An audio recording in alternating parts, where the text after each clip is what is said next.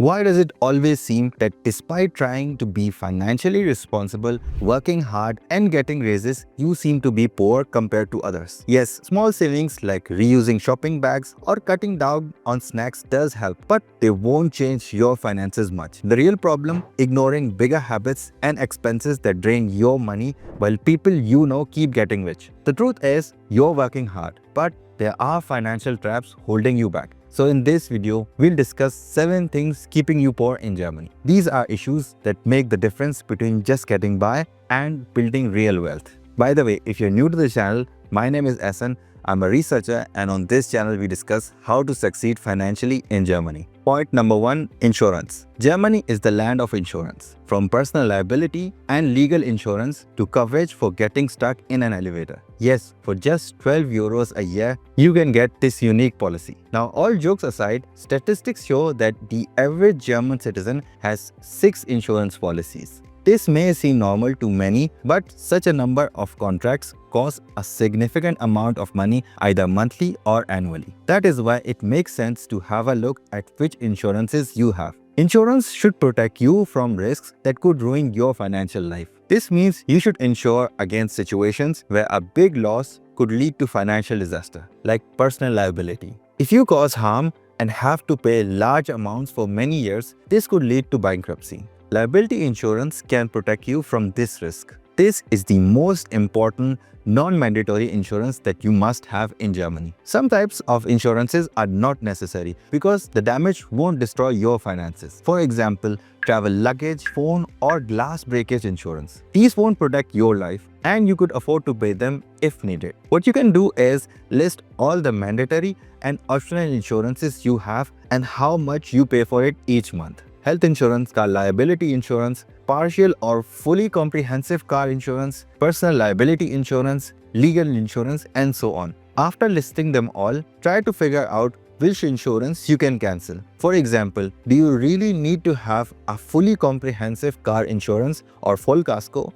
or would it make sense to shift to partial coverage or tile casco? Is it absolutely necessary to have the house content insurance, or can you get by with just private liability insurance? Once you have figured out which insurances are not worth it for you, the next step would be to compare your insurance options. For example, my private liability insurance premium increased to 89 euros and I had a special right to termination. I asked my insurance provider if I could get a discount, but they couldn't offer better terms. So I quit my contract and found another insurance for half the price with even better coverage. Therefore, it can be very helpful to compare your insurance. Another thing you could do to help save money is bundle all your insurances at a single provider. In some cases, it can be cheaper when you bundle your private liability, car liability, and other insurances at a single provider. The second thing keeping you poor in Germany is car payments. Owning a car is often seen as a necessity, but it's crucial to understand how it can significantly impact your financial health over time. Many people don't realize the full consequences of purchasing a car on credit, especially when living paycheck to paycheck. While it may seem reasonable to take on a car payment, especially with good loan terms, this decision can have long-term financial implications. The average car payment in Germany is around 310 euros, which represents approximately 11% of the average take-home pay in Germany. Now consider how your financial situation could evolve over 1, 5 or 10 years if you could just invest that 300 euros monthly payment into your future, such as in the stock market or other growing assets. One of the most important overlooked aspects of car ownership is the array of hidden costs that can drain your finances. A car's value can plummet by nearly 50% within the first 3 years. This immediate loss impacts your net worth, turning a car purchase into a significant liability. Beyond the purchase price, cars come with many recurring expenses including fuel, insurance, repair costs, inspection fees, and parking. These ongoing costs can add up quickly, further straining your budget. Choosing to finance or lease a car means additional interest payments, increasing the overall cost of ownership. These financing costs can make a car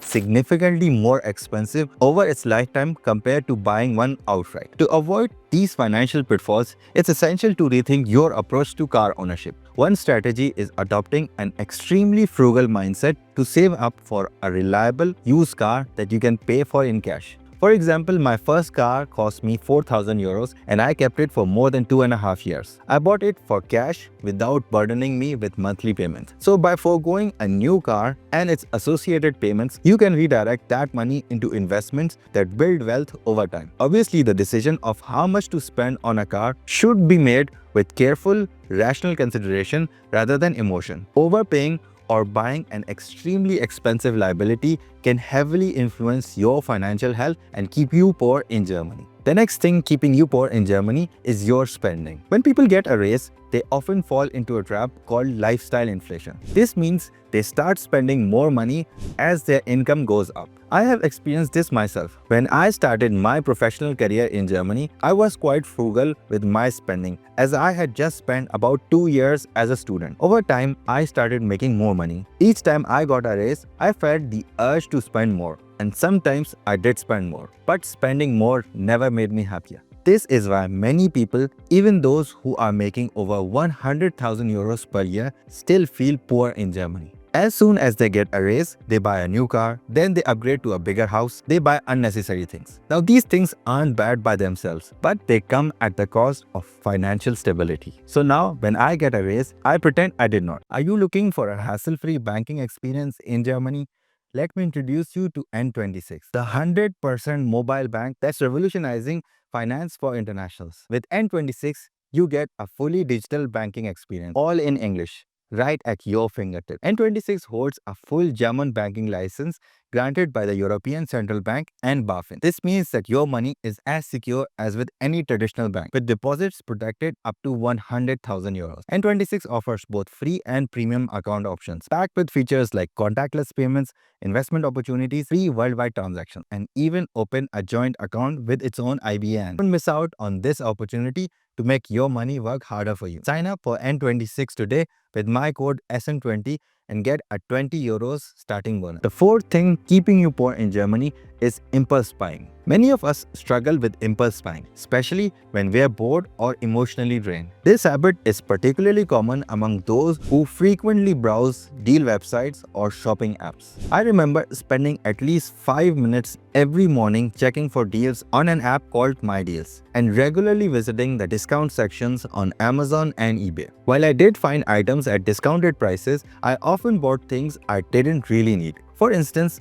purchasing a 200 euro item at a 50% discount isn't saving money if the item is never used. It's just a waste of 200 euros. To break this cycle, I eventually uninstalled all the discount apps on my phone. Research indicates that the brain releases dopamine in anticipation of a reward, such as when shopping online. This anticipation phase triggers a higher dopamine release when the actual purchase arrives. The pleasure of buying fades quickly after receiving the product, as dopamine levels drop significantly. To counteract this, I set a 2-week waiting period before buying anything non-essential. This helps me assess whether I truly need that item. Now, impulse buying is more likely when you are tired, emotionally unstable, or indecisive. To manage these impulses, it's essential to have a strategy in place. Start by planning ahead and create a shopping list. Additionally, give yourself a reconsideration period, as I have set this 2 weeks waiting period before buying anything absolutely non-essential. This approach reduces regret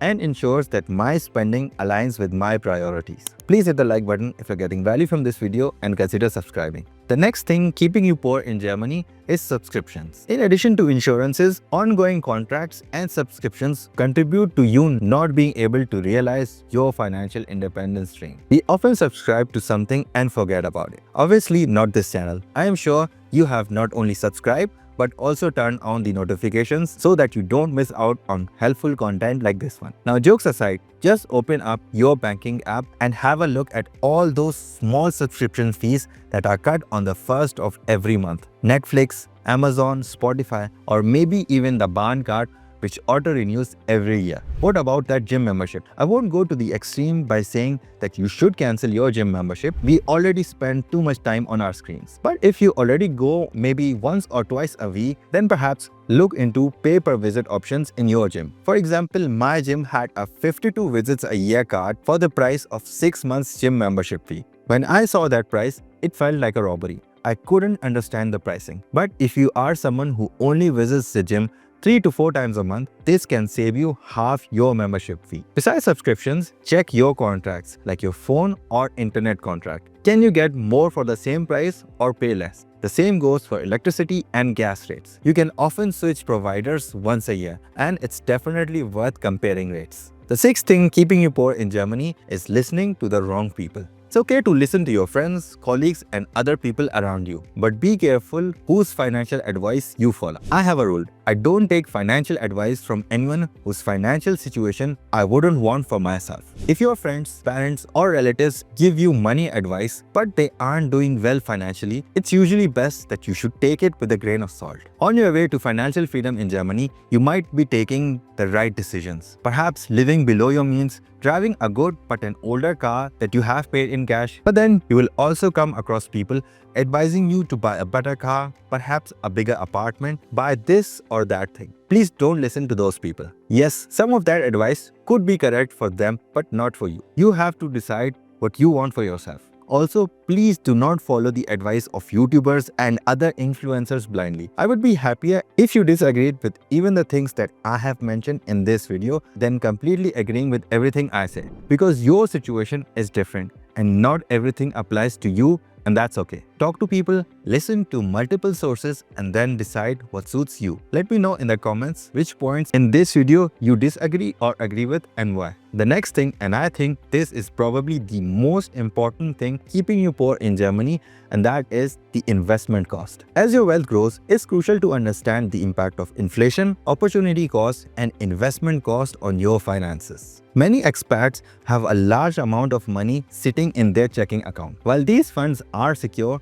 they generate minimal or no returns, defeating the primary purpose of investing. Worse, inflation gradually erodes the purchasing power of this money, especially since the past couple of years. Because of that, you miss out on the potential gains when money isn't invested in higher yielding assets like real estate or stocks. The combined effect of inflation and missed investment opportunities can significantly impact your wealth over time. For example, if you kept 20,000 euros in a checking account for 20 years, its purchasing power would decrease by about 25%, leaving you with the equivalent of 15,000 euros. On the other hand, investing the same amount in the capital market with an average 7% return would grow it to over 77,000 euros. Now, obviously, it's wise to keep 3 to 4 months worth of net income in a checking or a savings account as an emergency fund, but the rest should be invested.